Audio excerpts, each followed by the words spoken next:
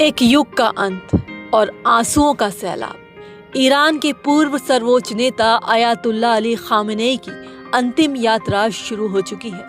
28 फरवरी को अमेरिका और इजरायली हवाई हमलों में उनकी मौत के करीब 4 महीने बाद आज पूरा ईरान अपने सबसे प्यारे नेता को आखिरी विदाई देने के लिए सड़कों पर उमड़ पड़ा है।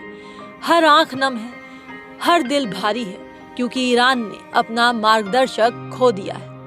तेहरान का विशाल ग्रैंड मोसाल्ला धार्मिक परिसर, जहां पैर रखने की भी जगह नहीं है, चारों तरफ काले कपड़ों में लिपटे लोगों की भीड़ और हवा में गूंजती सिसकियां।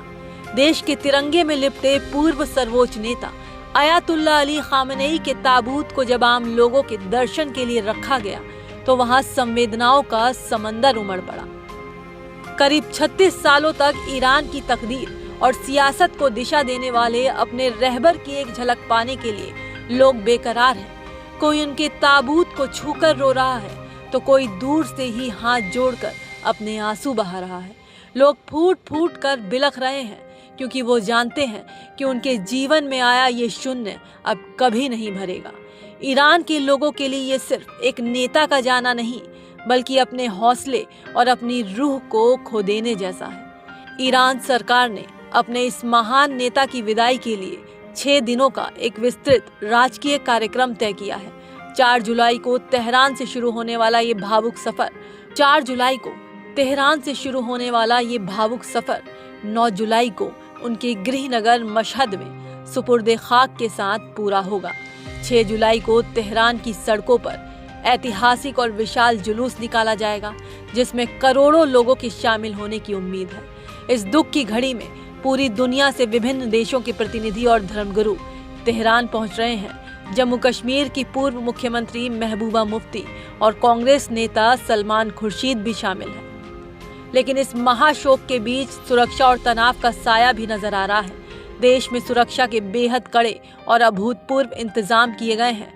सबसे हैरान और भावुक करने वाली खबर यह है कि इस अंतिम यात्रा में अली खामेनेई के बेटे और ईरान के सर्वोच्च नेता मुज्तबा खामेनेई खुद शामिल नहीं हो पाएंगे। इजराइल की तरफ से संभावित हमले और सुरक्षा एजेंसियों की सख्त हिदायतों के कारण ये बेहद कठिन फैसला लिया गया है। इतना ही नहीं, अमेरिका को ये अंदेशा है कि इस माहौल का फायदा उठाकर इजराइल ईरान के विदेश मंत्री और संसद अध्यक्ष जैसे शीर्ष नेताओं को निशाना बनाने की कोशिश कर सकता है। खामेनेई की मौत कैसे हुई, इसकी भी जानकारी आपको दिए देते हैं। 28 फरवरी 2026 की सुबह तेहरान, इस्फहान और शिराज में जोरदार धमाके, जिसने पूरे ईरान को हिलाकर रख दिया। इजराइल ने इस ऑपरेशन को नाम दिया ऑपरेशन रोइंग लॉयन और अमेरिका ने इसे ऑपरेशन एपिक फ्यूरी कहा। अमेरिका इजराइल की संयुक्त कार्रवाई में सबसे बड़ा निशाना बना तेहरान स्थित खामेनेई का हाई सिक्योरिटी जोन। खामेनेई का वो अभेद किला, जिसे अंडरग्राउंड कमांड सेंटर कहा जाता है, जिसे मिसाइल या सामान्य बम तबाह नहीं कर सकते। यही वजह है कि ट्रंप और नेतन्याहू ने इसके लिए ब्लूप्रिंट पहले से तैयार कर लिया था।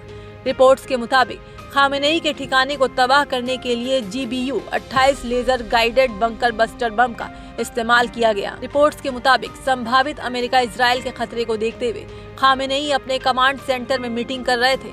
तभी अचानक से अमेरिका इजराइल ने बंकर बस्टर बमों की बारिश कर दी, जिसके बाद खामेनेई की मौत की खबर सामने आई। तनाव, धमकियों और युद्ध की आशंकाओं के बीच भी ईरान का हौसला डगमगाया नहीं है। तेहरान की दीवारों पर लगे खामेनेई के बड़े बड़े पोस्टर और लोगों का ये हुजूम गवाही दे रहा है कि भले ही उनके सर्वोच्च नेता शारीरिक रूप से उनसे दूर हो गए हों, लेकिन उनकी विरासत और उनका मार्ग ईरान के लोगों के दिलों में हमेशा जिंदा रहेगा।